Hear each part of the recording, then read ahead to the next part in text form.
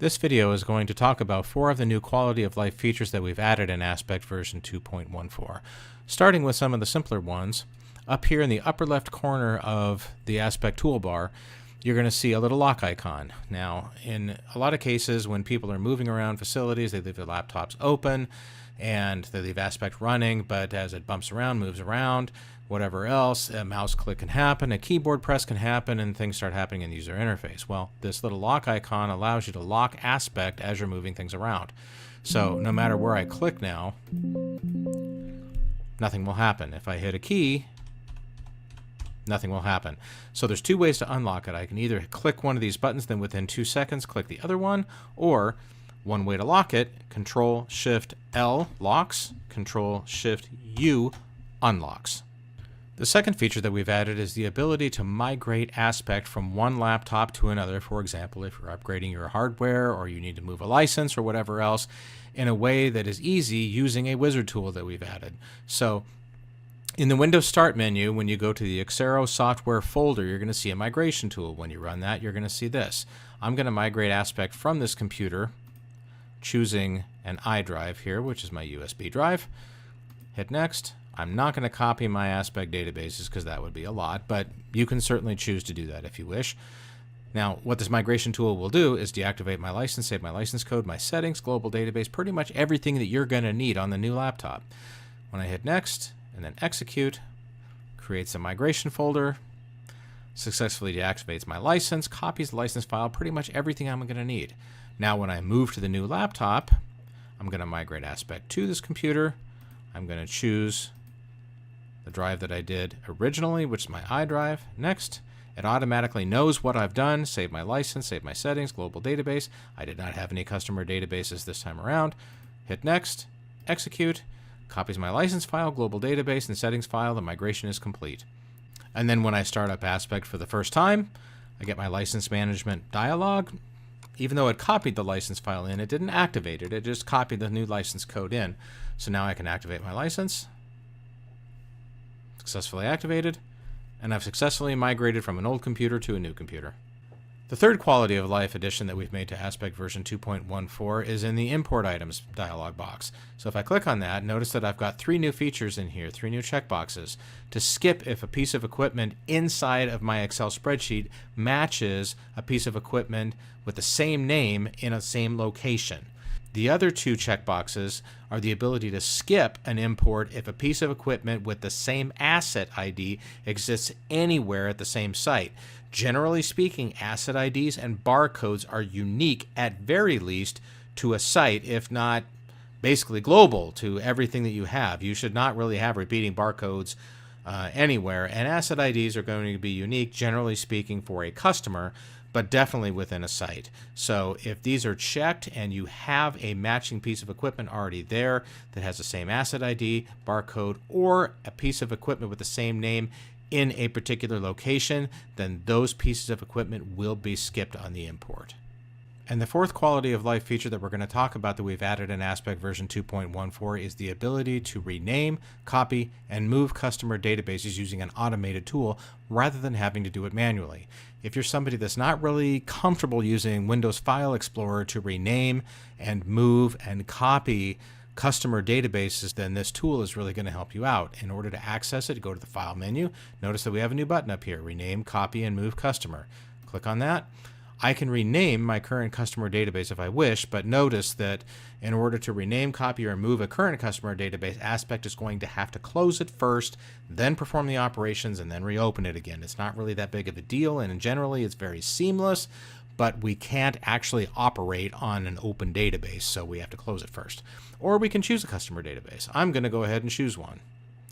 Right here, I have Bioenergy Washington, so I'm going to choose that database. And then what can I do with it? Well, I can rename it, or I cannot rename it, and then I can choose to do no operation for a copy move, or I can copy or I can move it. Right now, let's set it to none. Let's say I just want to rename it.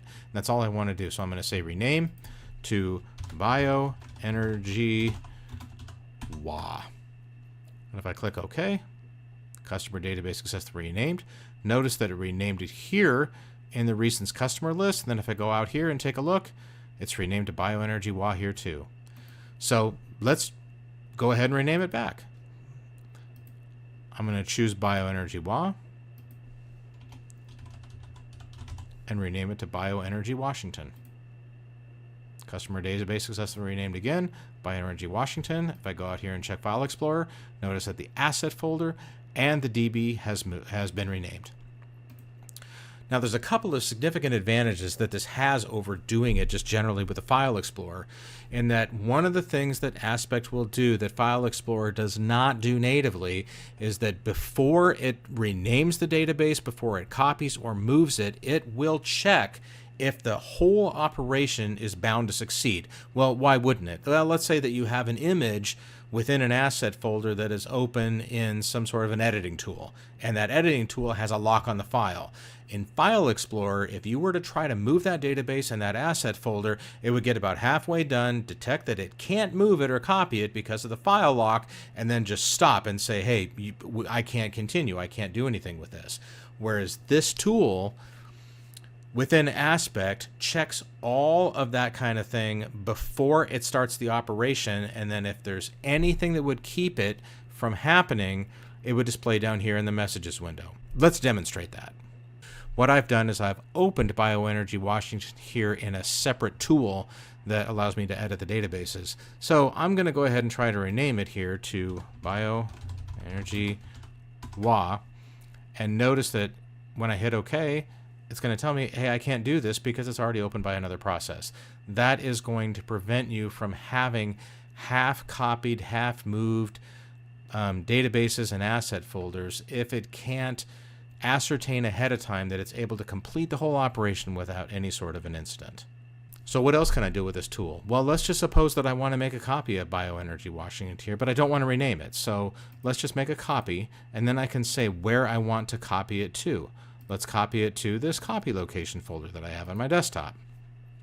So notice here that in the location, I'm not specifying a file name. All I'm doing is I'm saying that I want to copy it to this particular folder.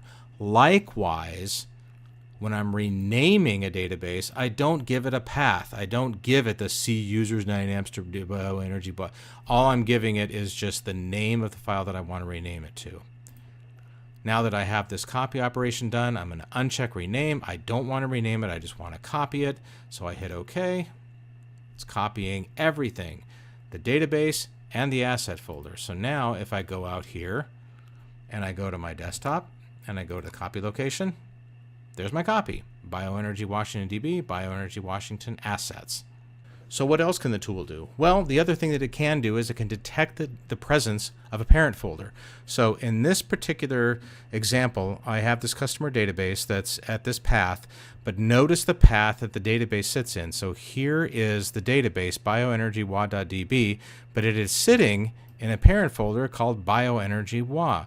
So if I want to copy that, for example, to this copy location, and you know what? Right now, let's rename it too. Let's rename it to Bioenergy Oregon. Why not? They've moved the entire company. So when I hit OK, it's going to tell me, wait a minute, it appears that this is contained in a parent folder because the name of the database, Bioenergy WA, matches the name of the folder that is right above it, Bioenergy WA. So what it's thinking is that when you created this database, you created it with the parent folder option. So now what I can do is I can rename and copy this parent folder as well. Well, sure, let's go ahead and let it do that. It's copying the customer database folder and the assets. Everything's there. So now if I go out here and I look, and I go to my desktop and I go to copy location, now I have Bioenergy Oregon as a parent folder, and then within that, Bioenergy Oregon Assets and bioenergyoregon.db. The move operation is basically the exact same thing as the copy operation. Of course, it doesn't make a copy. It just takes what it does and move it. It's the exact same type of thing, only instead of just making a duplicate of it, it just makes a copy. So we don't really need to talk about that too much. No matter which combination you choose to rename or copy or move a database or just rename it, the safety mechanisms that are in place to make sure that the operation will complete successfully are there to make sure that you wind up with a trouble-free rename, copy, or move operation.